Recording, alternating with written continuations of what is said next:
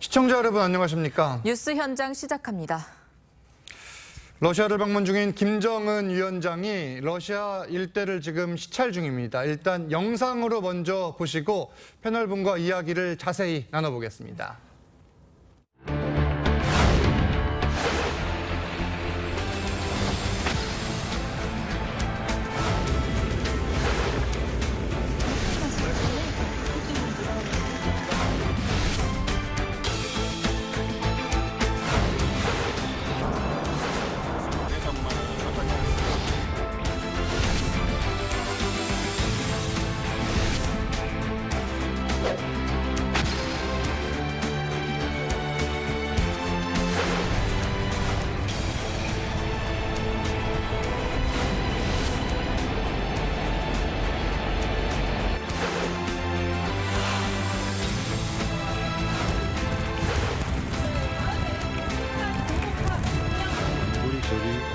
위반에 대해서는 분명한 대가가 따르도록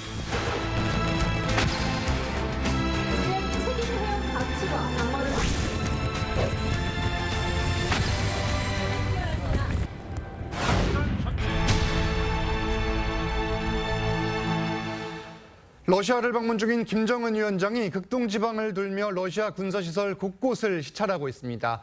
그 배경과 함께 우리 정부는 어떤 대책을 세워야 할지 자세히 짚겠습니다. 네, 김재천 서강대 국제대학원 교수 함께합니다. 네, 안녕하세요. 안녕하세요. 자, 김정은 위원장 러시아 곳곳을 돌고 있는데 오늘은 일단 블라디보스토크 부근 소도시 아리튠에 도착을 했어요. 이곳이 일단 공군 기지가 있는 곳이더라고요. 네. 김정은의 공군 사람, 그다음에 이 전투기 사랑이 남다릅니다. 가끔 가다가 이 전투기 조종석에 앉아가지고 찍은 사진을 공개하기도 했는데요. 본인이 직접 운전도 해요. 네, 어제는 사실 하바롭스크에 있는 유리가간이라는 그 전투기 공장을 방문했죠. 거기가 이제 러시아가 자랑하는 그 수호이 전투기를 생산하는 그 공장이 있는 곳이고요. 지금 북한이 핵과 미사일은 가지고 있지만요. 공군력과 해군력이 굉장히 취약한 상황입니다. 맞습니다. 특히 공군력은 매우 취약한 상황이기 때문에요.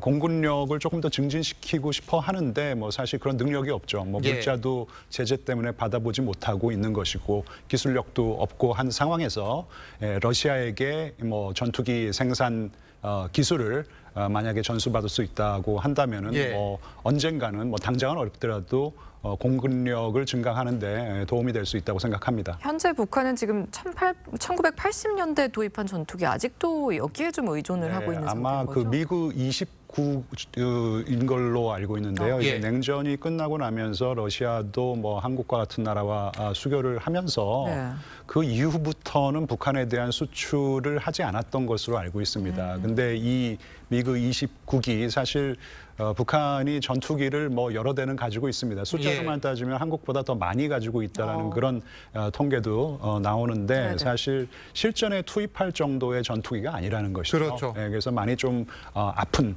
상황이기 때문에 해군력뿐만 아니라 최근에는 이 공군력 증진을 위해서 다각도로 노력을 하고 있는 모습이 포착되고 있습니다. 그러니까 핵무기를 탑재하는 수단 ICBM, SLBM 기술은 계속 발전시켜 나가고 있지만 전투기 기술이 부족하기 때문에 지금 러시아 방문을 통해서 어떤 지원을 받으려는 것 같은데 지금 북한과 러시아 사이의 군사적 공조 그리고 앞으로 군사 훈련도 있을 수 있다 이런 관측이 나오는데 어떻게 전망하세요? 쇼이구 국방장관이 북한과 같이 군사 훈련을 할 수 있다라고 얘기를 했고 사실 북중러 군사 훈련도 가능하다고 얘기를 한 상황인데 사실 북러 군사 연합 훈련이 가능을 하다고 생각합니다. 가능하다. 하지만 한미 군사 훈련과 같이 상당히 조직화되고 전략적으로 의미가 있는 군사 훈련을 하려면은요 한 나라가 굉장히 조금 앞장서서 조직화하는 노력을 해야 되는데 일단 러시아는 지금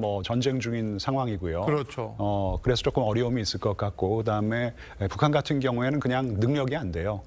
그래서 훈련을 할 수 있지만 상당히 위협이 되는 어떤 그런 훈련을 하기까지는 상당히 오랜 시간이 소요될 것으로 생각합니다. 지금 이 북한과 러시아의 밀착을 가장 관심 있게 보는 국가 가운데 하나가 중국일 것 같은데 맞습니다. 사실 최대 지원국이었잖아요. 이 푸틴과 김정은의 만남, 시진핑 주석은 어떻게 바라보고 있을까요?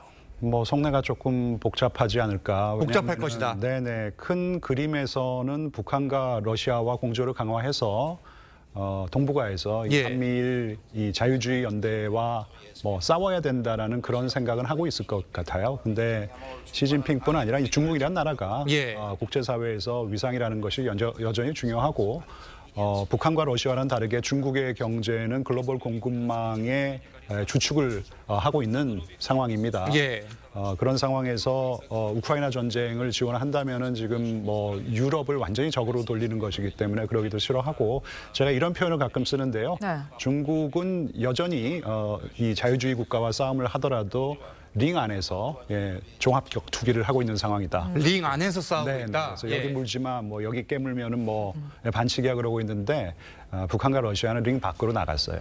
나가서 지금 뭐 여차하면은 링을 불태우겠다 뭐 이제 이런 상황이니까 중국 입장에서는 조금 너무 군사적으로 밀착하는 모습을 보인다라는 것이 상당히 부담스러울 수 있는 것이죠. 네. 하지만 큰 흐름에서는 북중러가 같이 간다. 그리고 그런 흐름에서 이탈하지는 않을 것 같아요. 예. 근데 미국이 지금 경고를 했거든요. 북러 무기 공급 대화에 좀 진전이 있었다면서 안보리 결의 위반에는 엄중한 대가가 치를 것이다. 이렇게 경고를 했어요. 이게 네. 효과가 있을까요, 이 상황에서? 사실 뭐 경고만 한 게 아니고요. 새로운 제재를 부과했습니다. 이 새로운 제재의 특징은요. 러시아에게만 제재를 부과한 것이 아니라 러시아의 불법 무기 제조에 도움을 준 제3국의 기업이나 은행, 정부 모두 제재를 하겠다라는 것이고 실제로 튀르키예, 미국의 동맹국이지 않습니까? 그다음에 핀란드, 미국의 동맹국입니다. 왜냐하면 이제 새로운 나토 회원국이 되었기 때문에 제재를 했어요. 이게 조금 강력한 경고의 메시지인데 동맹국이더라도 제재를 어길 경우에는 가차없이 제재를 하겠다. 이게 이제 소위 이 세컨더리 보이콧이라 그러죠. 그렇죠. 그러니까 제재 대상국과 불법으로 거래를 하는 제3국조차 이제 때리겠다라는 것인데 이거 만약에 본격적으로 가동이 된다 그러면은 러시아랑 북한이 상당히 아플 것입니다. 근데 단지 이제 하나가 이런 세컨더리 보이콧을 본격적으로 가동하면은 국제 경제가 조금 위축될 가능성이 있어요. 그렇죠. 그래서 조금 그 수위 조절을 한 상황인데 그럼에도 이번 이 무기 거래가 실제로 이루어졌다라는 뭐 정황을 저는 미국의 정보 당국이 벌써 가지고 있을 거라고 생각합니다. 미리 아마도 준비를 하고 있죠. 준비를 하고 지금 뭐 만지작 하고 있는 거죠. 그럼요. 저는 뭐 실효성이 충분할 거라고 생각합니다. 이번 사실 김정은 위원장의 러시아 방문이 국제사회에 여러 파장을 낳고 있는 상황인데 지금 뭐 두 나라의 군사 협력 그리고 중국도 하나의 벨트로 묶여 있는데 그렇다면 우리 정부는 현 시점에서 어떻게 대처를 해 나가야 됩니까? 뭐 그 뾰족한 방법이라는 것은 없는 거고요. 뭐 윤석열 대통령의 뭐 일관된 메시지이기도 한데요. 상대방이 군사적인 위협을 증강시킬 경우에는 방어와 억지를 강화하는 그런 수순으로 갈 수밖에 없다. 그래서 한미연합태세 그리고 새로 발족한 한미일 이 안보 협의체를 본격적으로 가동해서 대응을 하겠다.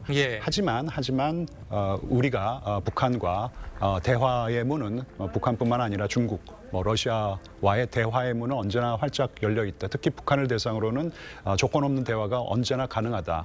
그리고 정치적인 상황과는 상관없이 우리가 인도적인 지원을 하겠다. 이것은 불변하다. 단지 하나는 그런 인도적인 지원이 실질적으로 북한 주민의 삶을 윤택하게 만드는 그런 지원이라는 확신이 있을 때 지원을 아끼지 않겠다라고 했습니다. 그런 입장은 뭐 경고한 것 같습니다. 대화의 문은 그럼에도 열어놔야 된다 이렇게 말씀을 하셨는데 마지막으로 일단 푸틴 대통령 북한에 답방을 할 계획이다 이렇게 러시아 정부에서 밝혔는데 앞으로 상황 한번 전망을 좀 부탁드릴게요. 일단 뭐 러시아가 여전히 전쟁 중이라는 상황을 좀 감안을 해야 될 것 같고요. 10월에 방중을 합니다. 방중을 하면서 방북을 할 것이라는 뭐 예측이 벌써 나온 상황인데요. 이번에 약간 좀 혼선이 있었죠. 북한이 초청을 했다 그랬었을 때 크렘린궁 대변인이 우리는 안 간다 그랬다가 다음에 간다고 그랬어요. 그러니까 지금 상황이 조금 뭐 애매한 것 같아요. 우크라이나 전쟁 상황도 있고 그다음에 무기 거래가 실질적으로 상호 호혜적으로 이루어진다 그러면은 푸틴이 답방을 하고 그다음에 뭔가 조금 탄약 그다음에 포탄 지원분이 좀 부족하다 그러면은 답방 안 하고 뭐 이제 이러면서 예. 김정은에 좀 괴롭힐 수도 있다고 생각합니다. 국제사회 그리고 한반도를 둘러싼 지금 상황 네. 굉장히 요동치는 것 같습니다. 네. 김재천 교수님 말씀은 여기까지 듣겠습니다. 감사합니다. 네, 감사합니다. 감사합니다. 예.